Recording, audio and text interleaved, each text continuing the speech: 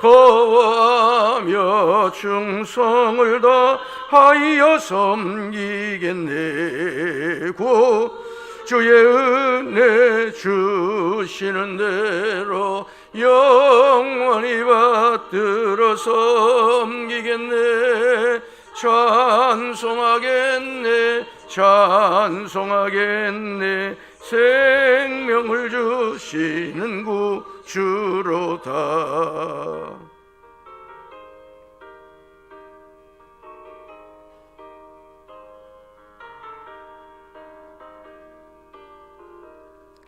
예수를 믿고서 늘 사랑하여 참 기쁜 마음으로 섬기리다. 온 마음을 드리고 늘 순종하며 구주를 영원히 섬기겠네.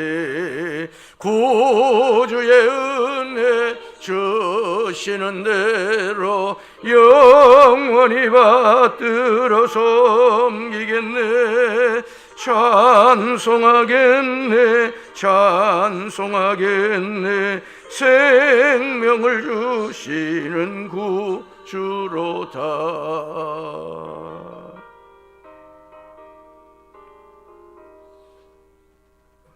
사도신경으로 신앙을 고백합니다. 전능하사 천지를 만드신 하나님 아버지를 내가 믿사오며 그 외아들 우리 주 예수 그리스도를 믿사오니 있는 성령으로 잉태하사 동정녀 마리아에게 나시고 본디오 빌라도에게 고난을 받으사 십자가에 못 박혀 죽으시고 장사한 지 사흘 만에 죽은 자 가운데서 다시 살아나시며 하늘에 오르사 전능하신 하나님 우편에 앉아 계시다가 저리로서 산자와 죽은 자를 심판하러 오시리라. 성령을 믿사오며 거룩한 공예와 성도가 서로 고통하는 것과 죄를 사하여 주시는 것과 몸이 다시 사는 것과 영원히 사는 것을 믿사옵나이다.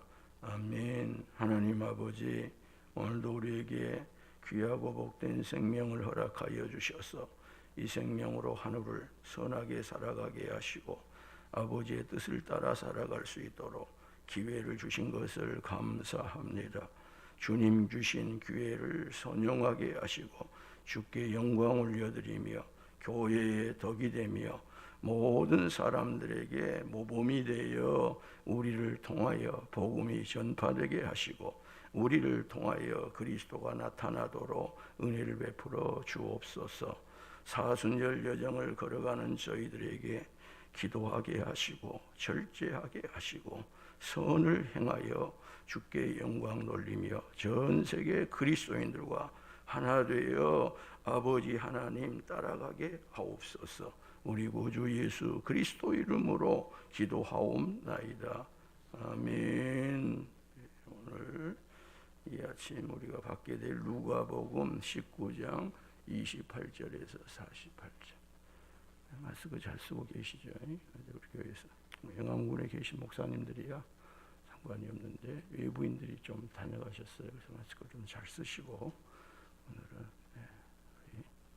기도를 이어갔으면 좋겠습니다. 누가복음 19장 28절 48절까지 우리 같이 읽음으로 말씀을 받습니다. 예수께서 이 말씀을 하시고 예루살렘을 향하여 앞서서 가시더라. 감람원이라 불리는 산 쪽에 있는 벳바게와 베다니에 가까이 가셨을 때에 제자 중 둘을 보내시며 이르시되 너희는 맞은편 마을로 가라. 그리로 들어가면 아직 아무도 타보지 않은 나귀 새끼가 매여 있는 것을 보리니 풀어 끌고 오라. 만일 누가 너희에게 어찌하여 푸느냐 묻거든 말하기를 주가 쓰시겠다 하라 하시매 보내심을 받은 자들이 가서 그 말씀하신 대로 만난지라. 나귀 새끼를 풀 때에 그 임자들이 이르되 어찌하여 나귀 새끼를 푸느냐 대답하되 주께서 쓰시겠다 하고 그것을 예수께로 끌고 와서 자기들의 겉옷을 나귀 새끼 위에 걸쳐놓고 예수를 태우니 가실 때에 그들이 자기의 겉옷을 길에 펴더라. 이미 감람산 내리막길에 가까이 오심에 제자의 온 무리가 자기들이 본 바 모든 능한 일로 인하여 기뻐하며 큰 소리로 하나님을 찬양하여 이르되 찬송하리로다. 주의 이름으로 오시는 왕이여 하늘에는 평화여 가장 높은 곳에는 영광이로다 하니 무리 중 어떤 바리새인들이 말하되 선생이여 당신의 제자들을 책망하소서 하거늘 대답하여 이르시되 내가 너희에게 말하노니 만일 이 사람들이 침묵하면 돌들이 소리 지르리라 하시니라. 가까이 오사 성을 보시고 우시며 이르시되 너도 오늘 평화에 관한 일을 알았더라면 좋을 뻔하였거니와 지금 내 눈에 숨겨졌도다. 나를 이를지라 내 원수들이 토둔을 쌓고 너를 둘러 사면으로 가두고 또 너와 및 그 가운데 있는 내 자식들을 땅에 메어치며 돌 하나도 돌 위에 남기지 아니하리라.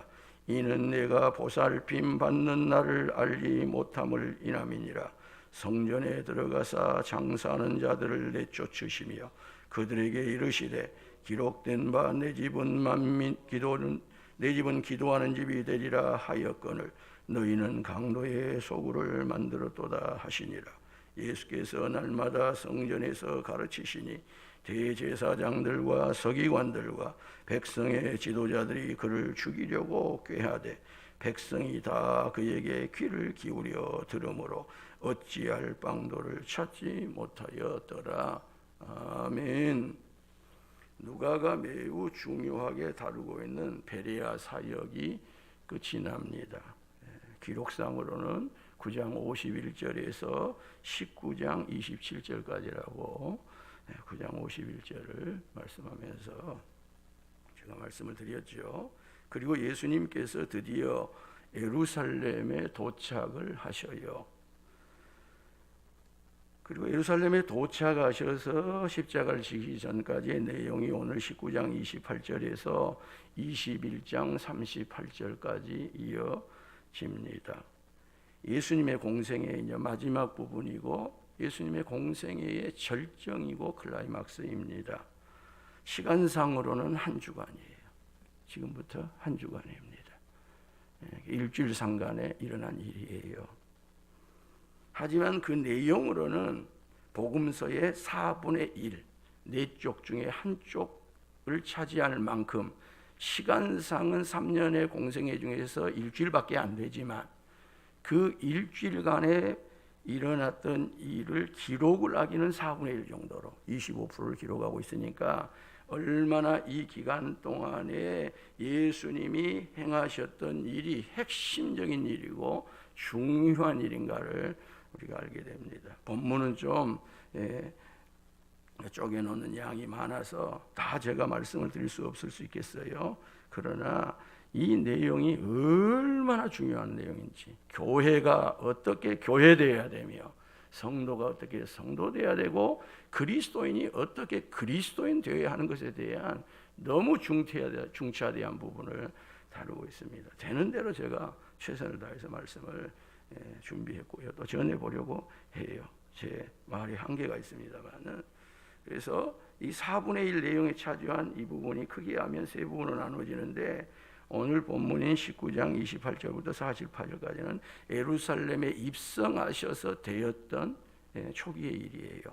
그리고 20장은 유대 교권자들과의 예수님이 논쟁을 벌이는 것이 내용이고요. 21장은 종말을 예수님이 예고를 해요.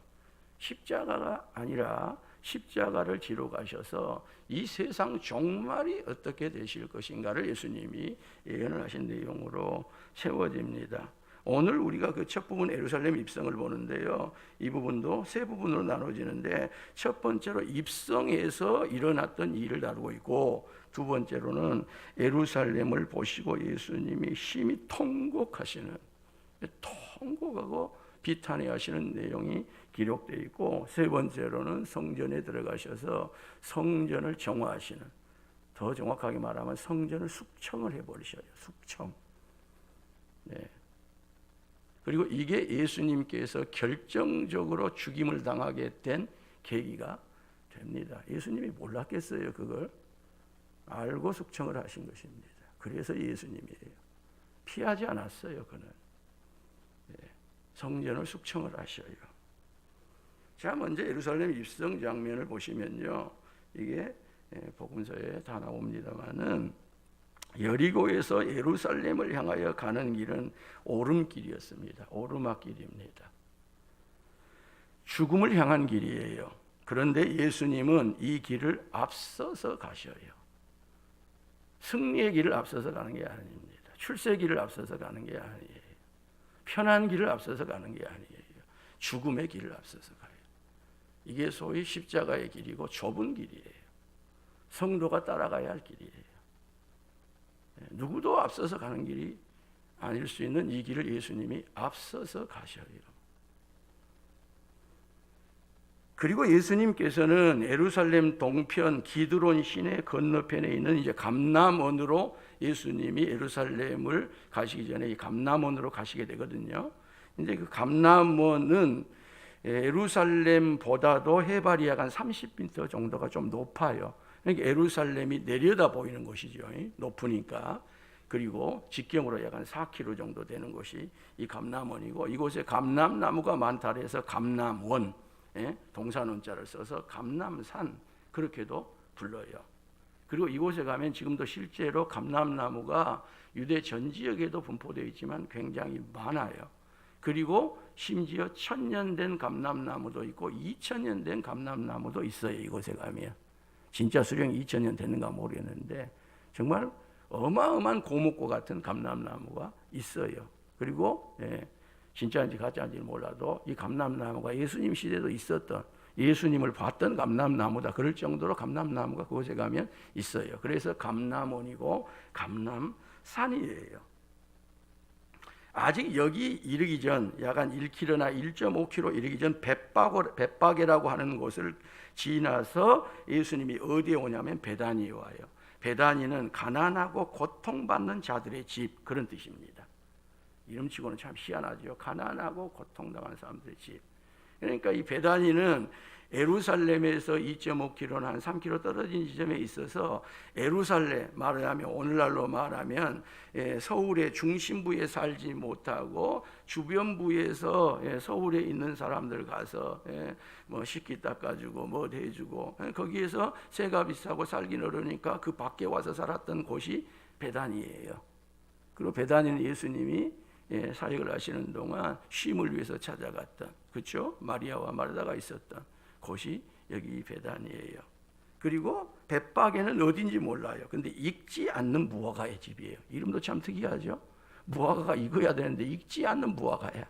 그만큼 이 동네가 별 볼 일 없는 동네였다 그 말이죠. 사람들의 관심을 갖지 못한 것이죠. 그래서 이 벳바게에 아직 감람원 도착 안 했습니다. 벳바게를 거쳐서 베다니에 와서 건너편, 저기 벳바게입니다. 이렇다면 건너편으로 있는 벳바게가 돼요. 근데 그 어딘지는 몰라요.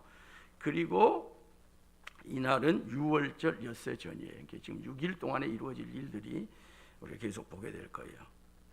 이 베다니 거의 가까이 오셔서 예수님께서 제자들 중에서 두 사람을 파견을 해요. 두 사람을 보내요. 아마 베드로와 요한이었을 것으로 봐요. 사람은 함부로 보내는 것이 아닙니다. 함부로 어떤 것을 위임하는 것이 아니에요. 교회는 더더욱 그래요. 매우 중요한 사실이에요. 그래서 예수님이 12제자 가운데서 따로 되시고 변화산을 가시더니 따로 어떤 사명을 맡길 때 누구나 맡기지 않아요. 아무에게나 맡기지 않아요. 큰일 날 일이에요. 베드로와 요한을 보내셔요. 그리고 말씀해요. 너희는 맞은편 마을로 가라. 즉 벳바게로 가라 그랬던 것 같아요. 그리로 들어가면 아직 아무도 타보지 않는 나귀 새끼가 매여 있는 것을 보려니 풀어 끌고 오라. 만일 누가 너희에게 어찌하여 푸느냐 묻거든 말하기를 주께서 쓰시겠다라. 주님이 쓰시겠다라. 주인이 쓰시겠다라. 퀴리오스입니다. 이는 예수님께서 이미 나귀 임자와 약속을 해두었을까 하는 의문이 하나 있고, 아니면 예수님이 초자연적인 지식으로 저기 벳바게에 아직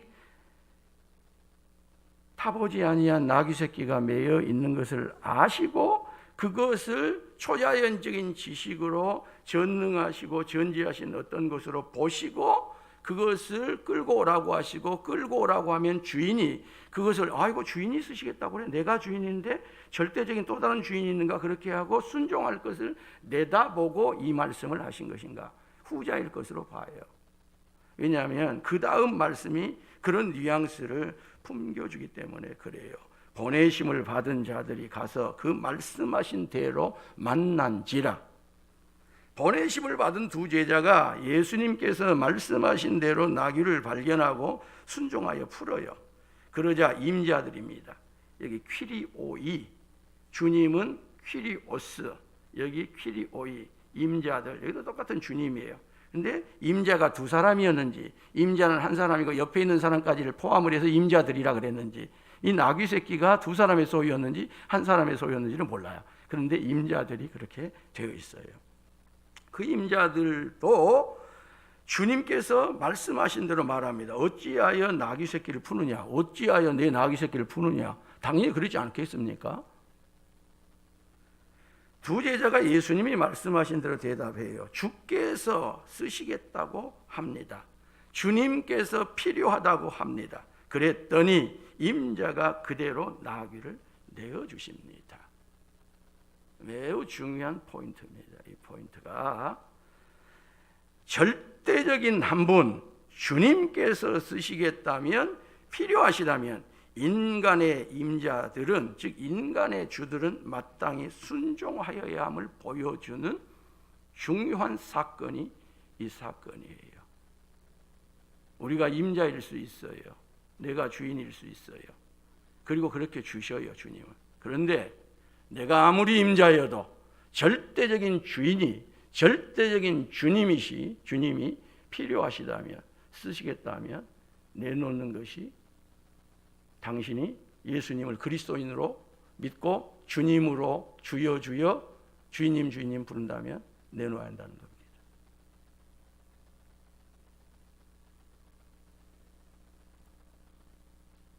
저는 이 부분에서 한 복음성의 생각이 났어요.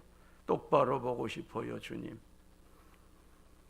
온전한 눈빛으로 똑바로 보고 싶어요, 주님. 곁눈질 하긴 싫어요. 한입한 내 모습은 온전치 않아. 세상이 보는 눈은 마치 날 죄인처럼 멀리하며 외면하네요. 주님이 낮은 자를 통하여 어디에 쓰시려고 이렇게 초라한 모습으로 만들어 놓으셨나요? 이 사람에게 치게 만들고 저 사람에게 치게 만들고, 투명인간처럼 나를 만들어 놓으셨나요? 당신께 드릴 것은 사모하는 이 마음뿐. 이 생명도 달라시면 십자가에 놓겠으니 허울뿐인 육신 속에 참빛을 심게 하시고 가식뿐인 세상 속에 미랄로 썩게 하소서. 너는 나귀를 들었느냐? 나는 그런 음성으로 여기서 지난밤에도 고심했어요. 너는 나귀를 들였느냐? 너는 내가 쓰시겠다면, 필요하다면 앞으로도 드릴 것이냐? 너는 드리려고 하느냐? 아니하면 네 소유권을 주장하며 네가 임자임을 주장하고 입술로는 사탕 바른 모든 좋은 이야기를 다 하면서 절대로 못 드릴 거라고 할 거냐?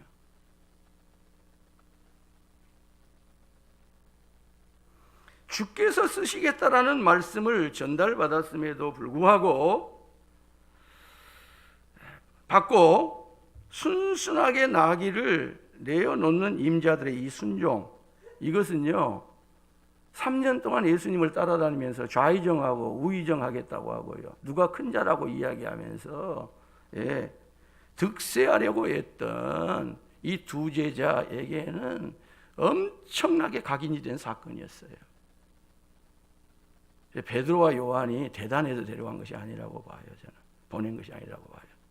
너희 거기 가면 꼭 배워야 할 것이 있다. 정말로 배워야 할 것이 있다.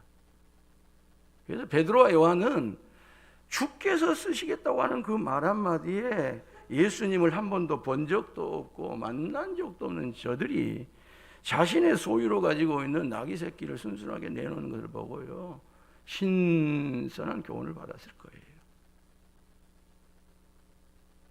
신선한 충격을 받았을 거예요. 그래서 그랬었을까요? 그 중에 한 사람 베드로는 선교 역사에 자신이 주님께서 쓰시겠다고 하신 줄로 알고, 예수님은 십자가에서 옳게 돌아가셨는데 내가 어떻게 그렇게 예수님과 같이 돌아가실 수가 있어? 나를 십자가에 거꾸로 매달아라. 그렇게 거꾸로 매달려 죽였다고 교회는 그 전승을 받아들이고 있어요.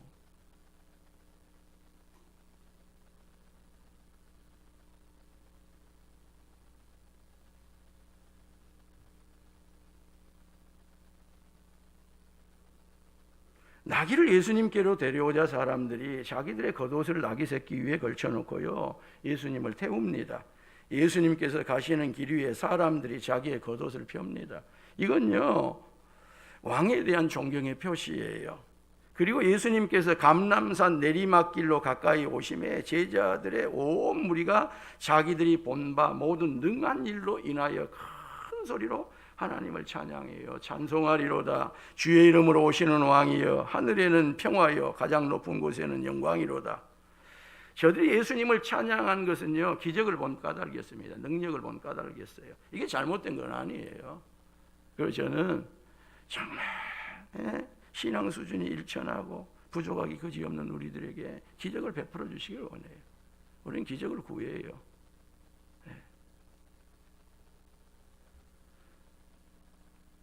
또 기적이 일어나야 돼요. 나는 우리 교회 기적이 일어나기를 원합니다. 기적이 일어나기를 원해요. 기적을 구합니다. 간구합니다. 저 쨍쨍 구름 한 점 없는 저 하늘에 구름 한 점 떠오르기를 원합니다. 그래야 나같이 캄캄한 목사는 좀 힘다하여 기도하지, 그게 전혀 없으면 실망해요. 절망해요. 낙심해요. 그 능하신 일을 봄으로 말미암아서 저들이 예수님께 목소리 높여서 큰소리로 찬양해요. 그런데 이를 못마땅하게 생각하는 사람들이 있다는 거예요. 못마땅하게 생각하는 사람들이 있다는 거예요. 바리새인들이었습니다. 그리하여 그들이 예수님께 요구합니다. 선생이여, 당신의 제자들을 책망하소서. 저들은 겉으로는 예수님을 선생이라 하며 존경의 태도를 보여요. 그러나 중심은 늘 적대적이에요. 중심은 늘 대적이에요. 이게 참 어려운 것입니다. 이게 참 힘든 거예요.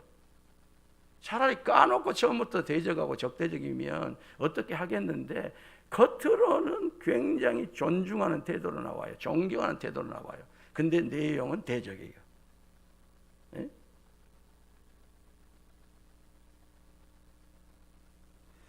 그게 또 여기 저들이 선생이라고 부르는 거예요. 차라리 야 그러든지 너 그러든지 까놓고 속에 가지고 있는 대로 칭호부터 부르면 진짜 좋을 일이에요.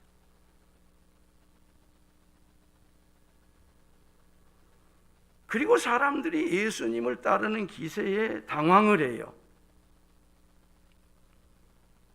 그래서 제자들을 꾸지라고 한 거예요. 거기 수많은 무리들을 예수님께 꾸지라고 한 거예요. 이런 요구에 예수님이 뭐라고 대답을 하십니까? 내가 너희에게 말하노니 만일 이 사람들이 침묵하면 돌들이 소리 지르리로다. 그렇게 말씀하셔요. 예수님께서 범죄한 인류를 구원하시려고 예루살렘에 입성하시는 것은 창조 이후로 가장 중요한 일이에요. 가장 위대한 일이에요. 그러므로 인류는 물론 천지가 찬양을 해야 마땅한 순간이 지금 이 순간입니다.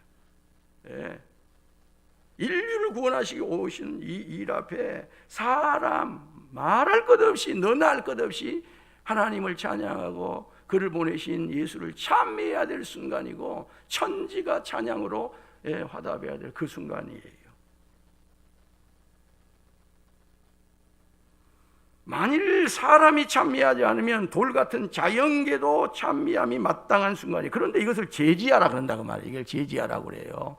이것을 하지 못하도록 예수님에게 명령을 하는 겁니다. 이게 얼마나 이게 무엄한 일입니까? 에? 찬송을 하지 말라니 이거 얼마나 정말 얼토당토한 이야기입니까? 찬송을 더 합시다. 찬송을 더 합시다. 예수 찬미를 더 합시다. 예. 교회에서 뭘 더 하자는 겁니까 도대체? 예. 예수님을 찬양하고 예수님을 찬미하는 것을 덜하면 교회에서 뭘 더 하자는 것이고, 교회에서 기도를 더하지 않으면 교회에서 뭘 더 하자는 것이고, 교회에서 설교를 더 하지 않으면 무엇을 더 하자는 거예요 도대체? 무엇을? 무엇을 더 하자는 거예요? 여기서 정치인을 불러다가 정치 강연을 더 하자는 거예요? 아니하면 무슨 세상에 누구를 갖다가 시정 무언가를 더 하자는 곳이 교회예요? 이 강단이 무엇 하는 거예요? 강단이잖아요. 설교를 선포하고 하나님을 찬양하고 기도를 더 간절히 애타게 하고 이런 곳이 이곳이잖아요. 예. 이곳이 대통령을 세우는 곳입니까? 국회의원을 세우는 곳입니까? 이곳을 군수를 갖다 세우는 곳입니까? 이곳에서 누가 박수를 받으며 이곳에서 누가 찬양을 받으실 곳입니까? 오직 예수님 한 분이 찬송을 받으시고 그분이 영광을 받아야 할 곳이 교회가 아닙니까?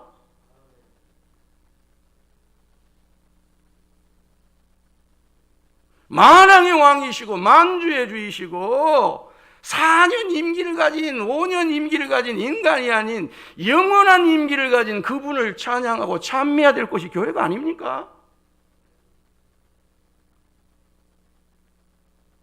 이런 교회가 돼야 되지 않겠습니까?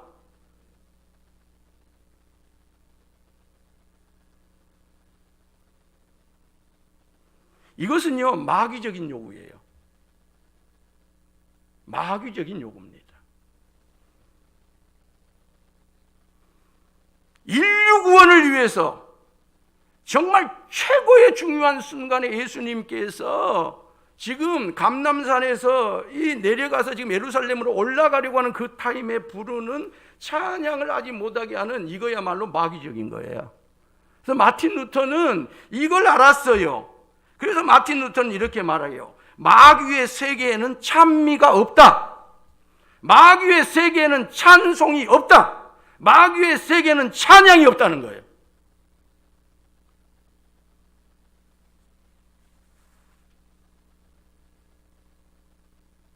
예수님은요 자신을 향한 유대인의 그릇된 메시아관에 대하여서는 절대로 받아들이질 않아요.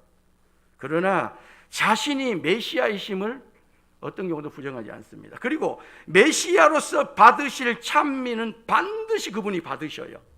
저들이 설령 예수님을 정치적인 메시아로 알고 찬미를 하더라도 그것을 예수님이 정확하게 구분하셔서 정치적인 메시아로서의 그 메시아과는 어떤 경우에도 예수님이 양보하지 않고 그것에 대해서는 어떤 경우에도 손잡지 않습니다. 그러면 우리는 다 지옥 가요. 그건 타협하지 않아요. 여러분 다 타협할 수 있는 게 아닙니다. 이런들 어떠하리 저런들 어떠하리 만수당 드렁치기 얽혀진들 어떠하리. 그건 세상입니다. 그건 세상이에요. 교회는 세상을 가지고 와서 어떤 협의를 하고요 하는 게 아닌 것입니다.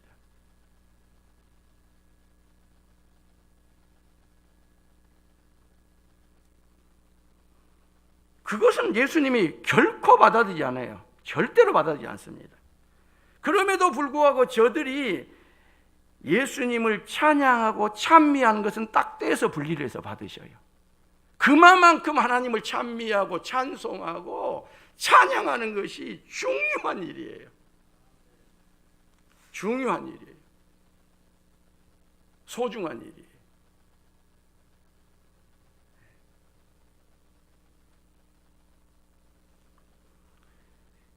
자, 그리고 예수님께서 예루살렘을 향하여 오시면서 이미 성을 위하여 통탄에 맞지 않았습니다. 우리는 그걸 보아왔어요. 13장에서 예루살렘아 예루살렘아 선지자들을 죽이고 내게 파송된 자들을 돌로 치는 자여, 암탉이 제 새끼를 날개 아래 모음같이 내가 너희의 자녀를 모으려 한 일이 몇 번이냐. 그러나 너희가 원하지 아니하였도다. 보라, 너희 집이 황폐하여 버린 바 되리라. 내가 너희에게 이르노니 너희가 주의 이름으로 오시는 이를 찬송하리라 할 때까지는 나를 보지 못하리라 하시니라. 이미 예루살렘을 올라오시면서부터도 그 예루살렘이 얼마나 가슴에 깊이 박혀 있었던지 예수님이 예루살렘아 예루살렘아 하시면서 비통해 하시고요. 예수님이 울부짖으셔요. 이제 예수님께서 예루살렘에 가까이 오사 성을 보시고 크게 부르짖으며 또 한 번 우시어요. 애통하셔요. 그러면서 말씀하셔요. 너도 오늘 평화에 관한 일을 알았더라면 좋아했을 뻔하였거니와 지금 내 눈에 숨겨졌도다. 날이 이를지라 내 원수들이 토둔을 쌓고 너를 둘러 사면으로 가두고 또 너와 및 그 가운데 있는 내 자식들을 땅에 메어 치며 돌 하나도 돌 위에 남기지 아니하리니 이는 내가 보살핌을 받는 날을 알지 못함이니라. 예루살렘은 평화의 성으로 알려져 있어요. 이름도 그래요. 진정한 평화의 길을 그래서 그들이 알았을까요? 몰랐어요. 이름은 평화요. 그런데 평화의 길을 몰라요. 이게 역설입니다. 이름은 평화인데 평화의 길을 알지를 못해요.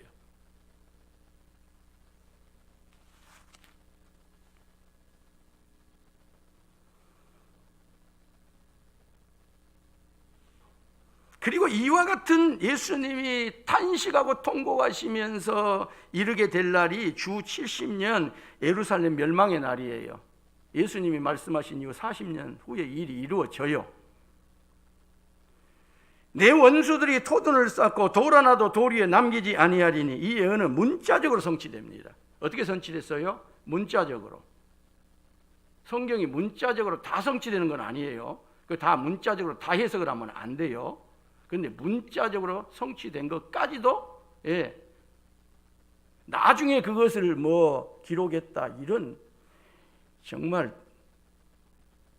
그런 머리는 정말 쪼개버려야 하는 머리예요. 그 신학을 했다고 하면서 박사라고 하면서 성경을 가지고 어디 가서 자기 지식을 부리기를 자랑을 하면서 허튼 소리하는 신학교 교수들, 이 신학자들, 저 같은 목회자들 하나님이 봐줘서 강단에 세워놓고 놔둔 것이지. 정말 문자적으로 이루어져요. 문자적으로. 로마 장군 디도가 예루살렘을 3일 만에 토성으로 그 성을 토성을 쌓고 가둬버려요. 며칠 만에요? 3일 만에. 그 안에 있는 사람들은요, 저들이 흙을 가지고 나르고, 집을 가지고 뭘 나르고, 옛날로 말하면 나르는데, 자식 웃긴 소리 하고 있네. 웃긴 짓 하고 있네. 이 예루살렘이 어떤 성인데, 하나님의 도성이요, 평화의 성인데, 그랬어요. 한 달도 더 걸릴 거로 생각을 했을 겁니다. 근데 3일 만에 그 예루살렘 성을 완전히 토성으로 탁 쌓고 가둬버려요. 근데 그 안에는 유월절을 지키기 위해서 얼마나 많은 사람들이 몰려와 있었냐? 100만 명 이상의 사람들이 그 안에 모아 있었어요. 100만 명 이상이. 여러분 광주 시민 정도 그 정도 모여 있었어요. 그 안에. 가봐요. 거기가 그렇게 사람들이 많이 들어갈 수 있는 곳이라 조금만 해요. 바글바글한 사람들이 그 안에 유월절 지킨다고 가득 모여 있는 그와 같은 상황이에요. 토성을 쌓았더니 어떻겠습니까? 그 안에 있는 사람들이. 그리고 기근이 와요. 굶어서 죽었습니다. 굶어서. 나갈 길이 없어. 먹을 것이 없어.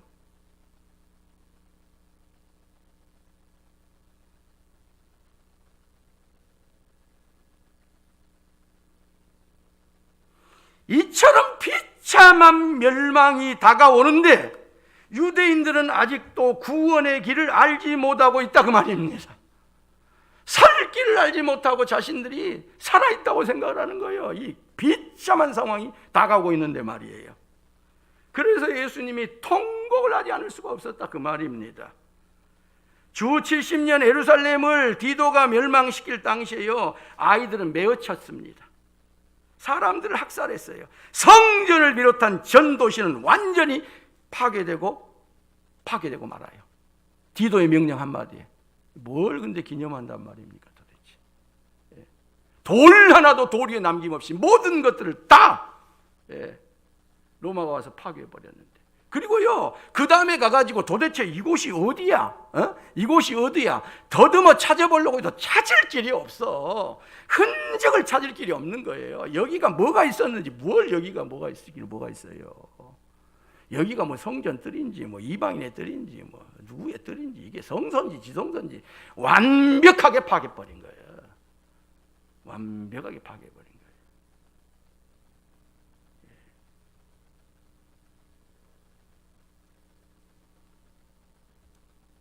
그리고 그건 지금 없는 것입니다.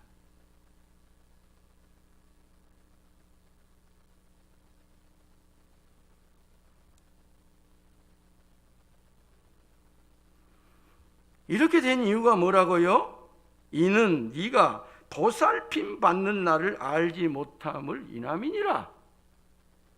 하나님이 보살핌을 허락해 주시고 계시는데, 하나님이 자신의 아들 독생자 예수 그리스도를 방문하도록 하는 날을 허락해 주시는데, 감독을 받을 수 있는, 지도를 받을 수 있는 그와 같은 날을, 기회를 허락해 주시는데 그것을 이해하지 못한 거예요. 그걸 깨닫지 못하는 거예요. 그걸 받아들이지 않는 것이에요. 이게 예루살렘이 돌 위에 돌 하나도 남기지 없이 초토화된 원인입니다. 그게 이유예요.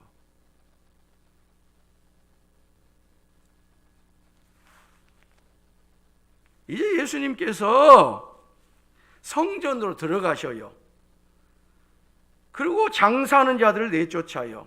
여러분, 아무리 제사하는 제물이어도, 아무리 예배를 드린 데 사용하고 무엇하는 데 사용하는, 종교행에 사용하는 그 어떤 것이어도 장사하는 것은 허락이 안 돼요.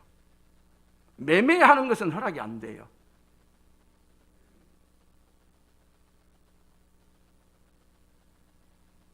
제사하는 제물이다니까요.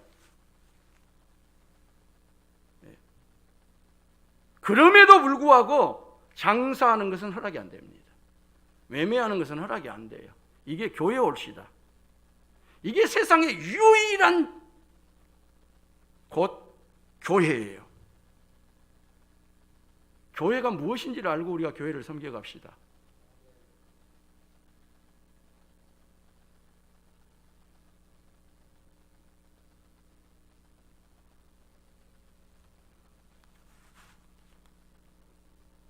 성전의 본질은 기도하는 거예요.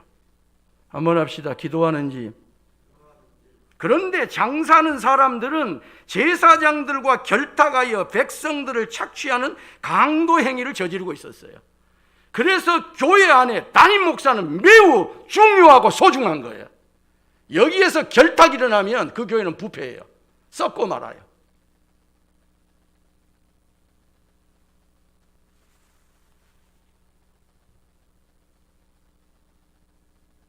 그걸로 끝입니다.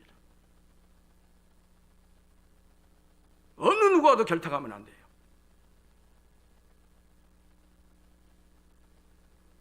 그래서 날마다 두렵고 떨리고, 한편으로는 비겁해지고, 자신감을 잃고, 아파하고, 끙끙거리고, 꿈에도 시달리고.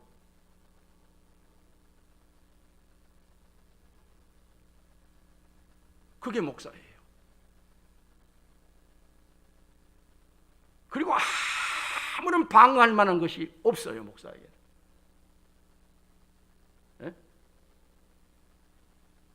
목회자에는 그게 아무것도 없어요. 뭐 돈이 있습니까? 뭔 배경이 있습니까? 뭐가 있습니까? 아무것도 없어요. 네. 먹는 것도 교회에서 줘야 먹어요. 네.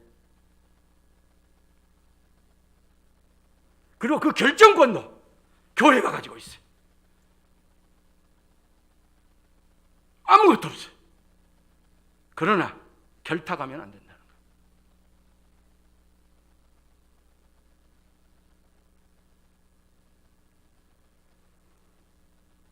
그러면 본인 지옥 가는 것은 더 말할 것도 없고 교회를 타락시켜버리고 말아요.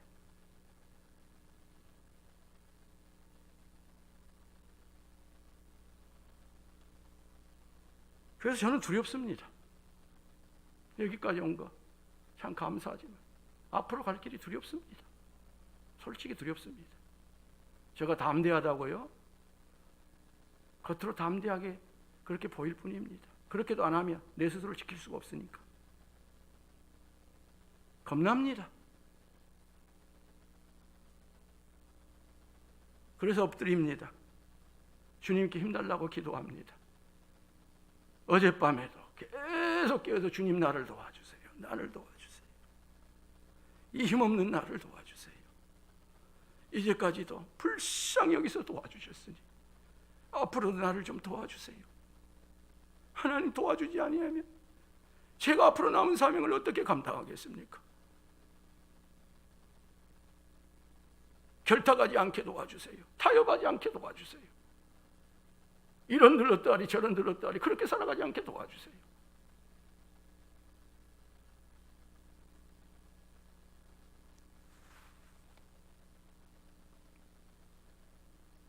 이런 모습을 본 예수님이 의분을 바라신 거예요. 공분을 바라신 거예요. 그리고 예수님께서 다시 성전의 본질에 대하여서 저 이사야가 말씀하셨고 에레미야가 목에서 피가 넘을 정도로 말씀했던 그 말씀을 다시 성전의 본질이 무엇인지, 오늘날로 말하면 교회의 본질이 무엇인지를 다시 말하는 거예요. 기록된 바 내 집은 기도하는 집이 되리라. 내 집은 뭐가 되리라? 기도하는 집이 되리라. 기도하는 집이 되리라. 예배하는 집이 되리라.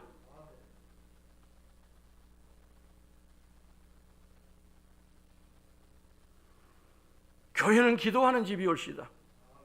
교회는 예배하는 집이에요. 예. 여러분 영화문교회 누가 보더라도 다 좋다 그래요. 예. 어제도 뒤에 앉았는데 너무 좋아요 우리 교회가. 근데 정말 그 목적대로 이곳이 예배하는 곳으로, 예, 정말 예배하는 곳으로 좀 언제라도 사용되면 좋겠는데, 기도하는 곳으로 언제라도 사용되면 좋겠는데, 제 욕심인가는 몰라도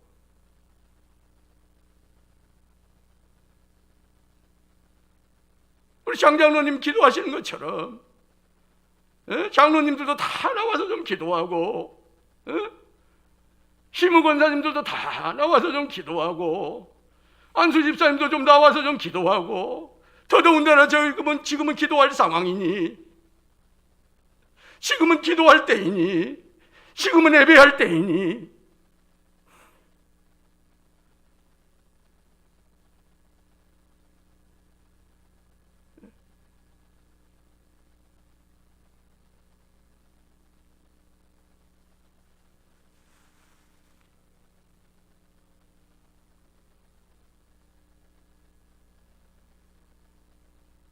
우리 장로님도 혼자 계시잖아요, 서울.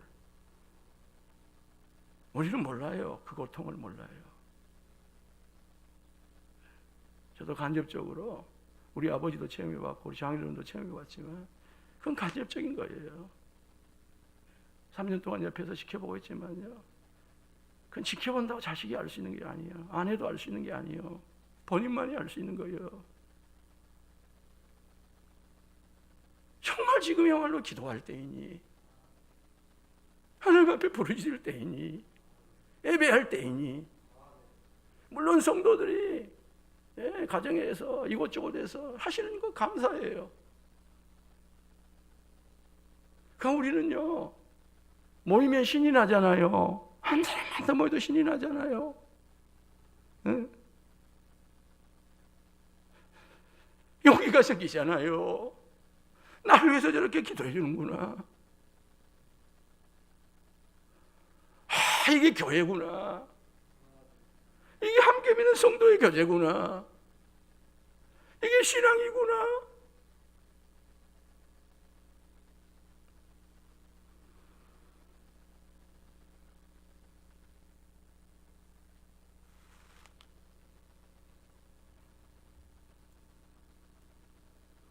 이렇게 예수님께서 최종적으로 교회의 본질을 말씀하시고요. 이제 마지막으로 성전에서 공적인 가르침을 마지막을 하십니다. 그러자요, 성전을 숙청하심으로 이권을 잃었고 체면을 구긴 대제사장들과 서기관들과 백성의 지도자들이 죽이려고 도모를 합니다. 숨 막히는 가르침을 마지막을 하셔요. 예수님 숨이 탁탁 막히는 가르침.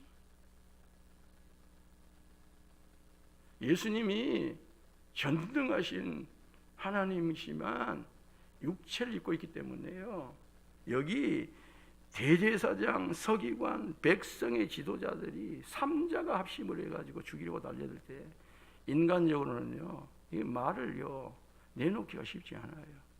숨이 막히는 거예요. 숨이 막히는 거예요. 그런데 그런 가운데서도 순전한 백성들이 예수님을 따라요. 순수한 백성들이 예수님을 따라요. 그리고 그들이 다 예수님께 한 말씀 더 듣고자 귀를 기울여요. 그 선포된 하나님 나라의 말씀에 가슴을 열어요. 그러자 어떤 악한 자들도 예수님을 어찌하지 못했습니다. 어찌할 방도를 찾지를 못했어요. 우리 영화목교회 이런 선한 성도들의 따름이 있기를 예수님의 이름으로 축복합니다. 이런 가르침을 듣고자 하는 거대한 물줄기가 우리 영화목교회에서 2021년 이 사순절을 통하여 흘러넘치기를 원합니다. 이것이 거스를 수 없는 강물 되기를 원하고요, 그 누구도 어떻게 할 수 없는 거대한 대양을 이루는, 거대한 바다를 이루는 역사가 있기를 주의 이름으로 축복합니다. 주의 이름으로 선포합니다. 기도하겠습니다. 하나님 우리 아버지,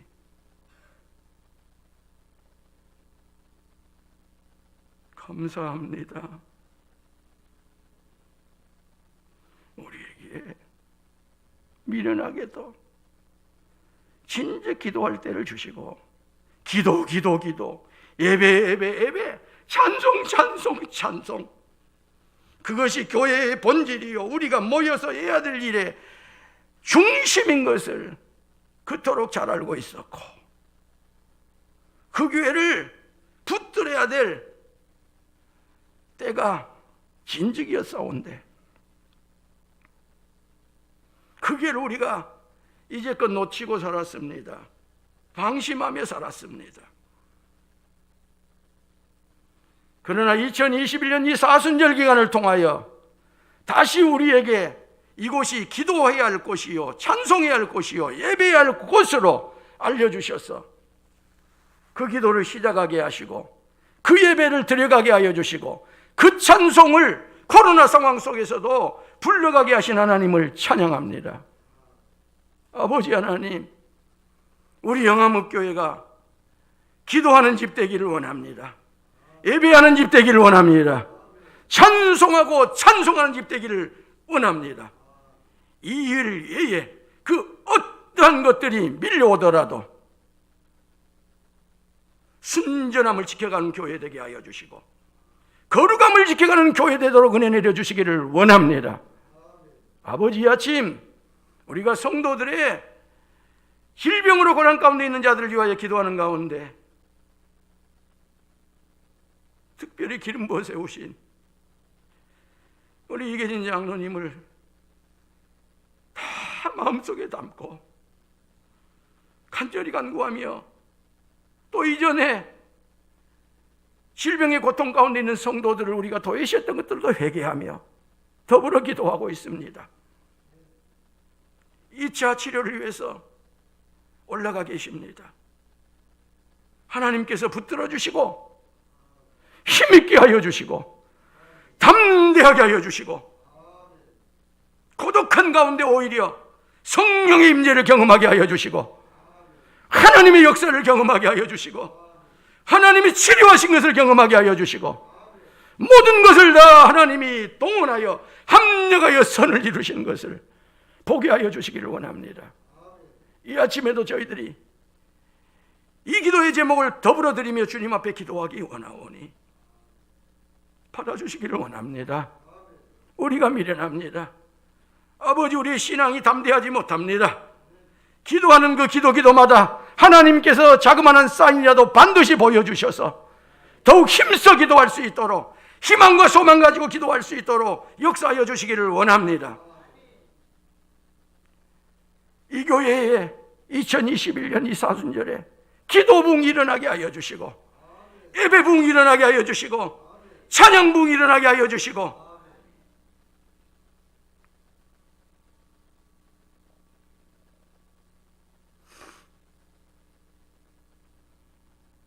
코로나 시대의 교회가 어찌함을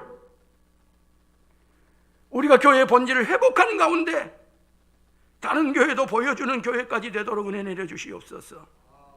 우리 구주 예수 그리스도 이름으로 기도하옵나이다. 아멘.